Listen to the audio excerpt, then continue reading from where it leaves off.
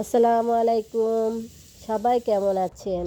আমি আজকে রান্না করব আমাদের ঘেরের বাগদা আর ছোট ছোট চিংড়ি। চিংড়ি মাছগুলো কেটে ভালো করে ধুয়ে নেব। একটা পাত্রে চিংড়ি মাছগুলো নিয়ে সাথে দেব পেঁয়াজ কুচি, কাঁচামরিচ, হলুদের গুঁড়া, মরিচের গুঁড়া, লবণ, জিরা বাটা, কাঁচামরিচ বাটা, আদা রসুন বাটা পরিমাণ মতো দিয়ে দেব।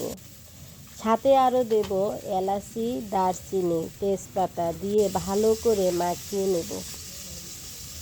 তারপর একটা কড়াইতে চিংড়ি মাছগুলো দিয়ে সাথে দেব পরিমাণ মতো তেল দিয়ে নাড়াচাড়া করে কিছু সময় কষিয়ে নেব। পানি দিয়ে দেব। পানি দিয়ে কিছু সময় রান্না করলেই রান্না শেষ। গরম গরম ভাতের সাথে খেতে অনেক মজা ছিল। আলহামদুলিল্লাহ।